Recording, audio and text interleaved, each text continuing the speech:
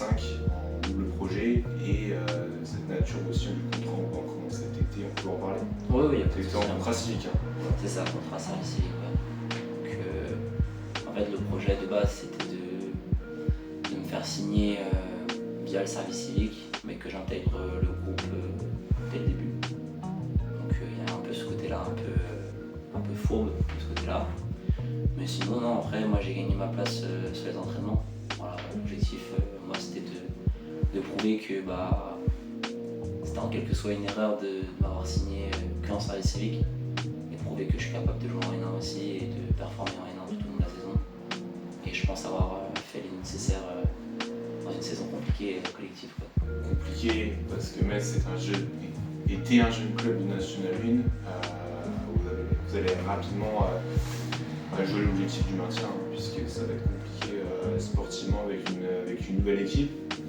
Comme tu dis, tu fais ta place aux entraînements, tu arrives un peu aussi en terre inconnue, mais il me semble que tu rejoins Thibaut Kémar, qui était un de tes coachs quand tu étais au centre de formation Quimper. C'est ça, ouais, Thibaut Kémar que j'ai rencontré du coup sur mes premières années, ma première année où je suis arrivé à Quimper, donc en U18 France, où lui il était sur le centre de formation et il coachait aussi la Nationale 3. Et il jouait aussi de temps en temps avec Nationale 3 quand il n'y avait pas de coach. Et du coup, en fait, lui, il m'a vu grandir aussi, il m'a coaché. Donc il y a eu cette affinité-là où on s'est contacté souvent, surtout l'année dernière, quand j'étais à Quimper, sur ma dernière année à Quimper, où on a souvent communiqué. Il m'a dit voilà, moi je peux avoir ça pour toi, faut qu'on voit juste, qu'on attende de voir si c'est de la N2, de la N1. Mais voilà, au moins j'ai quelque chose, un projet qui peut te correspondre. Et je lui ai fait confiance et voilà, le projet il est ce qu'il est, donc il a réussi à me faire intégrer une équipe N1 et parce que je joue aussi.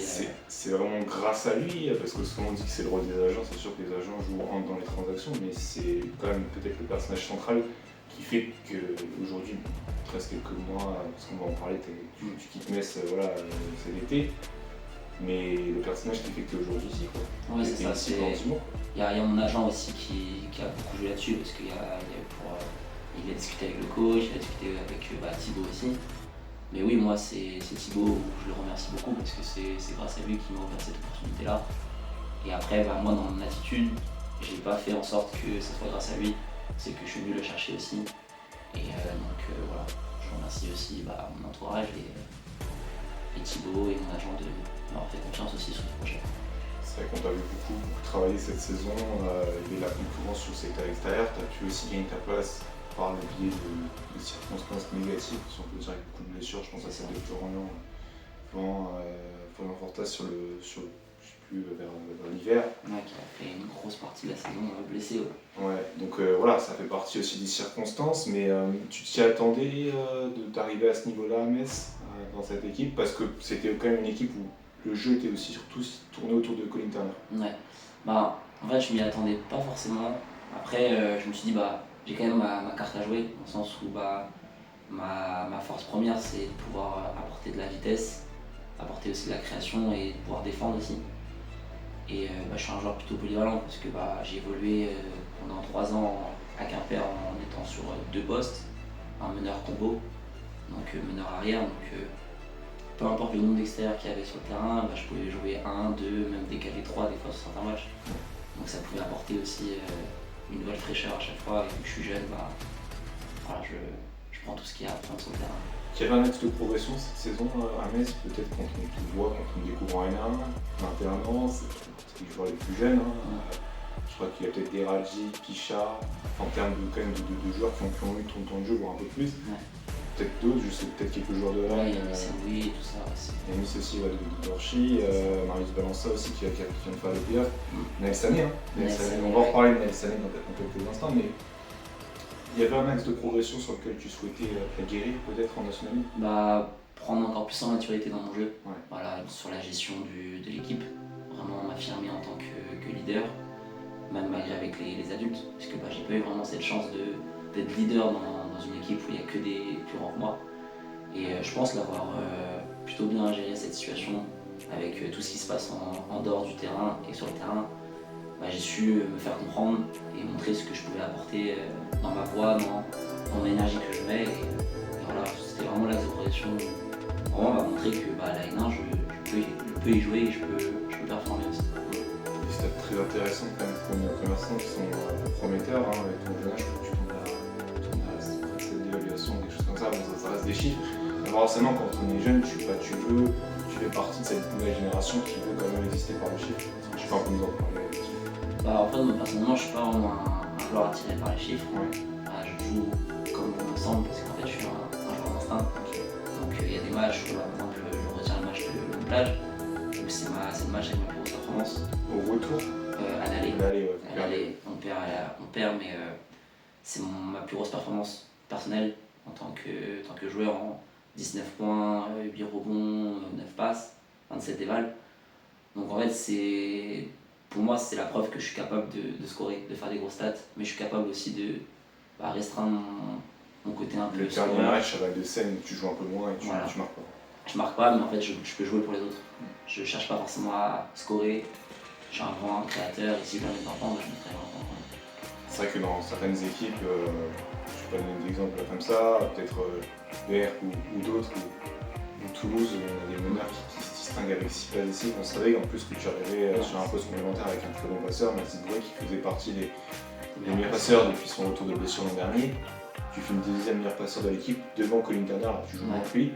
Est-ce que ça a été une mission du coach, peut-être dans le jeu, ou pas? Non, en fait, c'est ma mission à moi. Je me suis fixé comme objectif de finir à 3,4, 3,5 passes par match parce que en tant que meneur, c'est important aussi, pas juste le scoring, parce que les grands recruteurs ne vont pas regarder ça. Donc, avoir une ligne de stats assez polyvalente où je peux être un peu bon partout et peut-être meilleur en passe que sur le scoring ou sur des rebonds. Mais non, en tout cas, moi en fait, j'aime bien servir les gars, j'aime bien rendre plaisir aux joueurs. Donc j'ai pris vraiment du plaisir à envoyer certains matchs à 13 passes, 10 passes, ça fait plaisir. Il y a eu beaucoup d'énergie, beaucoup de l'extérieur, de l'extérieur, t'ont perçu comme un joueur difficile à canaliser. Mais d'autres ou des supporters ont apprécié ce côté un peu feu-follet, ce que tu me décrivais, les joueurs d'instinct. Comment tu peux un peu décrire, peut-être répondre aux critiques, je pense que tu les as entendues ou quoi que ce soit, mais la N1, voilà, tu t'y attendais forcément à ce genre de critique parce que c'est quand même un championnat assez exigeant et d'où ton nombre de balles perdues qui est quand même assez haut, mais ça reste relatif parce que tu restes un jeune joueur et tu as beaucoup de ballons. 2,5 passes par jeu. Après, je perds beaucoup de ballons parce que je tente beaucoup. Je me dis que si je tente pas, je vais perdre aussi en progression parce que j'ai envie de faire des erreurs. Pour moi, c'est important de faire des erreurs, de comprendre pourquoi je les fais. Donc, je regarde à chaque fois le match où je perds des balles bêtes, je les revois. Et non, après, ce qu'on dit sur moi, c'est que j'amène beaucoup d'énergie, que en fait, je joue beaucoup avec le cœur. Et c'est ce que je retiens, c'est que cette énergie-là, je la mets à bon escient tout le temps, toujours la bonne énergie, toujours le bon smile. On ne montrera jamais de frustration négative parce que c'est pas moi en fait. Ma personnalité, c'est de sourire à tout, même quand c'est compliqué. Donc voilà, et comment dire, cette énergie-là, c'est ce qui me nourrit aussi sur le terrain. Elle est venue d'où cette énergie? Tu l'as depuis tout petit? Est-ce que c'est un truc? C'est depuis tout petit. En fait, moi j'ai fait beaucoup de sport avant de trouver le basket. Donc je suis allé chercher de l'énergie un peu partout. Et cette énergie-là, en fait, c'est. Je sais pas comment expliquer, mais j'ai besoin de transmettre que je suis dedans, et que les gens ils le voient et aller chercher le public. Quitte à faire des erreurs et être pénalisé. Être pénalisé, mais en soi, derrière, je vais chercher le public, je vais essayer que le public soit derrière nous parce que c'est important. Moi j'ai grandi j'ai grandi au basket avec ça, à Quimper, où l'ambiance était tout le temps là.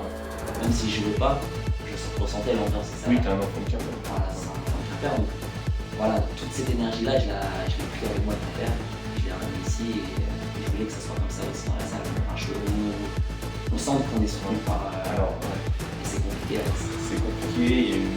C'était donc l'épisode 1 avec Alun Bruno, ancien joueur des Metz Canonniers, et on n'avait pas encore discuté de sa future destination. Rendez-vous dans quelques heures pour le prochain épisode, toujours sur Planet Basket National.